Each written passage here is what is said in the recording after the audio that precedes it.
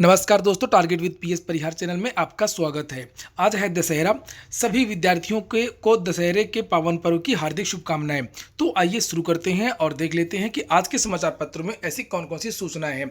आज के लगभग सभी समाचार पत्रों में जो सबसे ज़्यादा खबर है वो है टीईटी को लेकर की। समाचार पत्रों में लिखा हुआ है, नए प्राथमिक शिक्षक भर्ती के लिए टीईटी के आवेदन जल्द, इसी माह हो सकते हैं आवेदन और जनवरी या फरवरी के महीने में हो सकती है परीक्षा।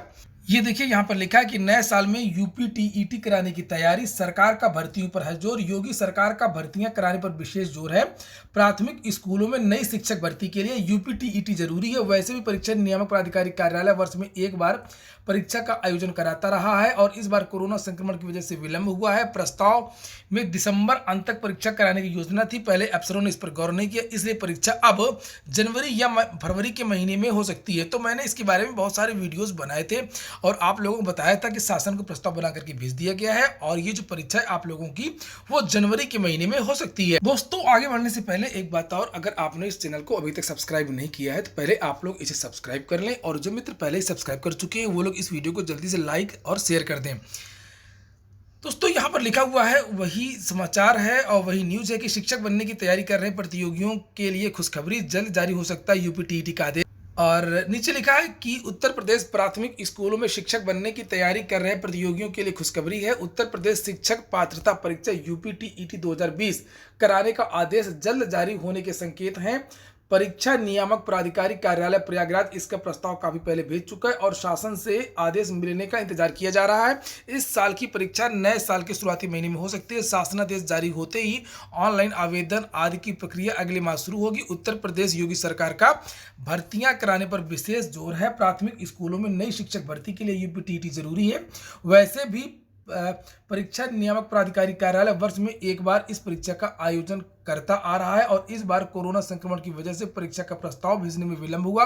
हालांकि अगस्त माह के अंत में भेजे गए प्रस्ताव में तो जो बात उस समाचार पत्र में लिखी थी वही बात इसमें भी लिखी हुई है कि परीक्षा जो है वो जनवरी या फरवरी के महीने में हो सकती है। और जहां तक आवेदन की बात है तो आवेदन इसके नवंबर के माह में लिए जा सकते हैं। एलटी ग्रेड शिक्षक भर्ती को लेकर के भी कुछ सूचनाएं हैं। लिखा है 3300 एलटी ग्रेड और चयनितों को दिया जाएगा नियुक्ति पत्र। प्रदेश के राजकीय माध्यमिक कॉलेजों को 3300 एलटी ग्रेड शिक्षक अभी और मिलेंगे। उत्तर प्रदेश लोक सेवा आयोग में हिंदी की लिखित परीक्षा में सफल होने वालों का अभिलेख सत्यापन चल रहा है और जल्द ही सामाजिक विज्ञान विषय का सत्यापन शुरू होगा। कला विषय का परिणाम जारी हो चुका है लेकिन अर्हता का पेच फंसा है।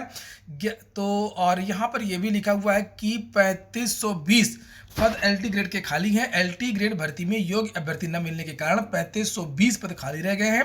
कंप्यूटर विषय की परीक्षा पहली बार हुई और इसमें 1666 पद खाली हैं।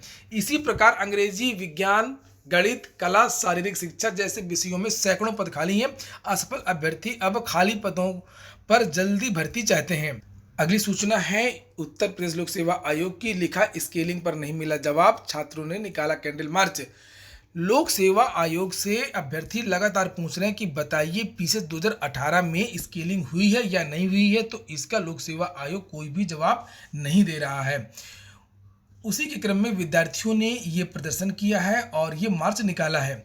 यहाँ पर लिखा है कि पीसीएस 2018 में स्केलिंग को लेकर के विवाद गहराता चला जा रहा। प्रतियोगी छात्रों ने 20 अक्टूबर को उत्तर प्रदेश लोक सेवा आयोग में प्रदर्शन करके आयोग से पूछा था कि पीसीएस 2018 के विज्ञापन में स्केलिंग लागू हुई थी या नहीं हुई थी। जवाब न मिलने से नाराज प्रतियोगी छात्रों ने देर रात डेलीगेसी में कैंडल मार्च निकाल करके अपना विरोध दर्ज करवाया। उसके बाद में सरकार की तरफ से फिर से एक घोषणा की गई है जिसके बारे में मैंने कल रात में ही एक वीडियो बनाया था और ट्विटर के माध्यम से सरकार ने बताया था।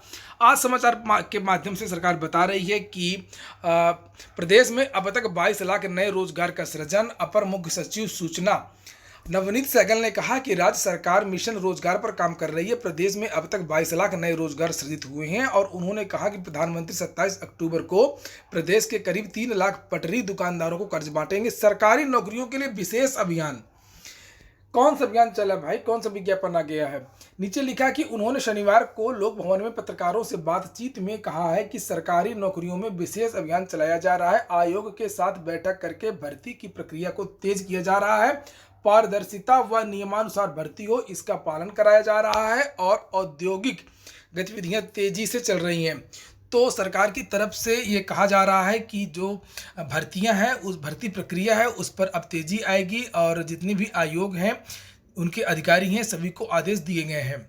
दोस्तों, आगे बढ़ने से पहले एक बात और फिर से मैं आपको याद दिला दूं कि अगर आपने target with PS Parihar app को डाउनलोड नहीं किया है तो इस ऐप को जरूर डाउनलोड कर लें या target with PS Parihar .com website पर जाएं। इसमें भारत की सभी प्रतियोगी परीक्षाएं, प्रवेश परीक्षाओं की टेस्ट सीरीज उपलब्ध हैं, सभी भाषाओं में उपलब्ध हैं, सभी प्रदेशों की परीक्षाओं की टेस्ट सीरीज उपलब्ध है। यहाँ पर आप लोग देख सकते हैं लिखा हुआ है सिविल सर्विसेज, जिसमें आईएएस, पीसीएस, डिफेंस में एनडीएस, सीडीएस, यूपी दरोगा भर्ती, मध्य प्रदेश दरोगा भर्ती, बिहार दरोगा भर्ती और गवर्नमेंट एग्जाम में हाई कोर्ट और यूपी ट्रिपल एस जितनी भी परीक्षाएं होती हैं। और टीचिंग में जब आप देखेंगे, यहाँ पर क्लिक करेंगे तो आपको दिख जाएगा कि टेट, सीटेट और ये सभी राज्यों का टेट के बारे में दिया हुआ, यहाँ तक कि सिक्किम टीईटी के बारे में भी है और वेस्ट बंगाल के बारे में भी है। यूजीसी नेट की भी परीक्षाएं, केंद्रीय विद्यालयों की जो परीक्षाएं होती हैं उसकी भी टेस्ट सीरीज है।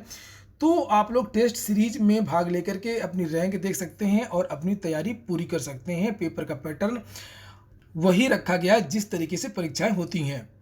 अगली सूचना है, पोषण मिशन के लिए होंगी प्रदेश में 300 पदों पर भर्ती। लिखा है 30,000 रुपये प्रतिमाह मानदेय कोऑर्डिनेटर को मिलेगा और 18,000 रुपये का मानदेय प्रोजेक्ट एसोसिएट को मिलेगा। पोषण अभियान के लिए राज्य पोषण मिशन जिला व ब्लॉक स्तर पर हेल्प डेस्क बनाई जाएगी। प्रत्येक जिले में 2-2 कोऑर्डिनेटर व प्रोजेक्ट एसोसिएट भर्ती किए जाएंगे। आउटसोर्सिंग के माध्यम से इन 4 पदों पर प्रदेश के सभी जिलों में भर्ती होगी और इस तरह से पूरे प्रदेश में 300 पदों पर भर्ती होगी और इसकी तैयारियां शुरू कर दी गई हैं। अगली सूचना है, टीजीटी और प्रवक्ता के 15,000 पदों पर भर्ती महीने के अंत तक। इसके बारे में भी मैंने एक वीडियो 2 दिन पहले बनाया था और आप लोगों से कहा था कि 31 अक्टूबर को इसका विज्ञापन आएगा।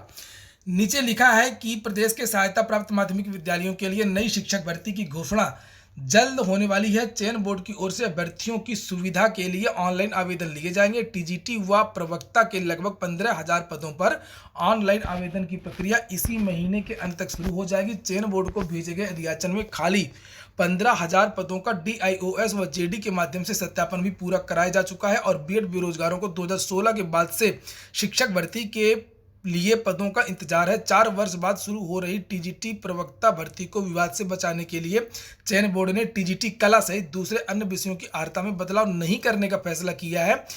इससे पहले उत्तर प्रदेश लोक सेवा आयोग की ओर से जीआईसी के लिए LT ग्रेड शिक्षक भर्ती में कला की भर्ती में अलग अर्हता और चयन बोर्ड की टीजीटी कला की अलग अर्हता को लेकर के सवाल खड़ा किया था। इन अभ्यर्थियों का कहना है कि यूपी बोर्ड की ओर से संचालित दोनों विद्यालयों में शिक्षकों के चयन की अलग अलग अर्हता कैसे है। इन दिनों चयन बोर्ड में चल रहे टीजीटी कला में विवाद को देखते हुए शिक्षक भर्ती के दावेदारों को उम्मीद थी कि मानक में बदलाव किया जाएगा। अब आयोग की ओर से किसी भी बदलाव से इनकार किया गया है। अगली सूचना है 69,000 शिक्षक भर्ती की। लिखा है, आवेदन में त्रुटि सुधार की अनुमति देने से कोर्ट ने किया इनकार। 69,000 सहायक अध्यापक भर्ती का मामला। इलाहाबाद हाई कोर्ट ने 69,000 सहायक अध्यापक भर्ती में गलत आवेदन फॉर्म भरने वाले अभ्यर्थी को त्रुटि सुधारने की अनुमति देने से इनकार किया है। कोर्ट ने कहा है कि इस प्रकार की लोग परीक्षाओं में बड़ी संख्या में लोग भाग लेते हैं और कुछ लोगों को त्रुटि सुधारने की अनुमति देने से पूरी चयन प्रक्रिया प्रभावित होगी। कोर्ट ने सुप्रीम कोर्ट द्वारा अर्चना चौहान केस में दिए गए निर्णय को सामान्य आदेश न मानते हुए कहा कि सुप्रीम कोर्ट का आदेश याची के मामले में विशेष तथ्यों के आधार पर दिया गया है। इस आदेश को नजीर मानते हुए सभी पर लागू नहीं किया जा सकता है। धर्मेंद्र कुमार की याचिका पर न्यायमूर्ति यशवंत वर्मा ने यह आदेश दिया कि याची ने अपने BA तृतीय वर्ष तथा BTC के रोल नंबर में सुधार करने का आदेश देने की मांग की थी। कोर्ट ने हाई कोर्ट द्वारा पूर्व राजेंद्र पटेल बनाम तो बहुत सारे ऐसे ऑर्डर लिखे हैं जिसका हवाला दिया गया है और इन विद्यार्थियों की जो फाइल है वो खारिज कर दी गई है। आवेदन में कोई त्रुटि संशोधन नहीं होगा। वहीं पर एक और सूचना है कि आयकर GST रिटर्न की समय सीमा बढ़ा दी गई है और अब ITR दाखिल करने की जो डेट है वो 31 दिसंबर कर दी गई है। कोऑपरेटिव बैंकों में जो धांधली हुई थी उसी के साथ में एक और भर्ती की जांच चल रही है। सपा शासनकाल की ये भी भर्ती थी। राज्य भंडारण निगम, जितने भी ये निगम थे या कोऑपरेटिव बैंक थे, इस तरीके की भर्तियों में जमकर के धांधली हुई थी समाजवादी पार्टी के शासन में। भूलना नहीं चाहिए आपको इस बात को भी।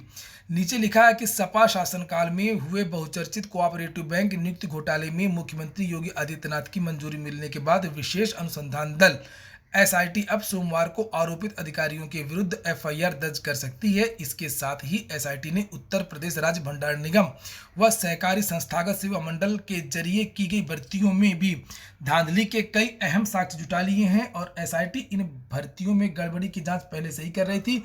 उत्तर प्रदेश राज्य भंडार निगम सहकारी संस्थागत सेवा मंडल से जुड़ी भर्तियों की जांच रिपोर्ट भी जल्द शासन को सौंपी जाएगी। अगली सूचना है, प्रयागराज राष्ट्रीय विधि विश्वविद्यालय में 71 पदों पर होगी भर्ती। नीचे लिखा, प्रयागराज में बनने वाले राष्ट्रीय विधि विश्वविद्यालय में पहले चरण में कुल 71 पदों पर भर्तियां होंगी। इसमें professor, assistant professor, associate professor के 56 और विभिन्न पदों पर 15 कर्मियों की भर्ती होगी। प्रमुख सचिव न्याय की अध्यक्षता में हुई बैठक में इस पर सहमति बन गई है और इसके आधार पर भर्ती प्रक्रिया पूरी की जाएगी। हाईकोर्ट के मुख्य न्यायाधीश के प्रस्ताव के मुताबिक प्रयागराज में राष्ट्रीय स्तर का विधि विश्वविद्यालय बनाया जाएगा। इसके लिए उत्तर प्रदेश राष्ट्रीय विधि विश्वविद्यालय प्रयागराज अधिनियम 2020 विधानमंडल से पास भी हो चुका है। विश्वविद्यालय का निर्माण देवघाट झलवा में 33 एकड़ जमीन पर किया जाएगा।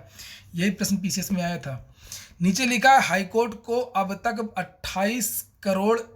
28,599 एकड़ जमीन मिल चुकी है और कुल सचिव डॉक्टर राम मनोहर लोहिया विधि विश्वविद्यालय में कैंप में भूमि भवन निर्माण विश्वविद्यालय संचालन के संबंध में पूरी सूचना उपलब्ध करा दी गई है। जिन पदों पर भर्ती होनी है उसकी लिस्ट यहाँ पर है। प्रोफेसर के 11, एसोसिएट प्रोफेसर के 11, असिस्टेंट प्रोफेसर के 34 और कुल अन्य जो पद हैं वो 15 पद हैं। नया कैंपस है और नया विश्वविद्यालय है, इसलिए यहाँ पर अभी और भी कर्मियों की जो भर्ती है वो हो सकती है। अगली सूचना है, राष्ट्रीय प्रतिभा खोज परीक्षा को मांगे आवेदन। पहली बार ऑनलाइन आवेदन 13 दिसंबर को प्रदेश के हर जिले में होगी। पहले चरण की परीक्षा प्रयागराज राष्ट्रीय प्रतिभा खोज राज्य स्तरीय परीक्षा 2020-21 एवं राष्ट्रीय आय एवं योग्यता आधारित छात्रवृत्ति योजना परीक्षा 2020-21 के लिए आवेदन प्रक्रिया 26 अक्टूबर से शुरू हो रही है। मनोविज्ञान शाला उत्तर प्रदेश की निदेशक उषा चंद्रा के अनुसार राष्ट्रीय प्रतिभा खोज परीक्षा के लिए पहली बार ऑनलाइन आवेदन लिया जाएगा। परीक्षा 13 दिसंबर 2020 को होगी। इस वेबसाइट पर जाकर के आप लोग आवेदन कर सकते हैं entdata.in पर। तो ठीक है दोस्तों, ये हो गया आज का वीडियो अगर आपके काम का हो और आपको अच्छा लगा हो तो लाइक अवश्य करते हैं। जो मित्र शेयर कर सकते हो वो लोग इस वीडियो को शेयर ज़रूर कर दिया करें, फेसबुक में, व्हाट्सएप पे, यूट्यूब पे। बहुत बहुत धन्यवाद।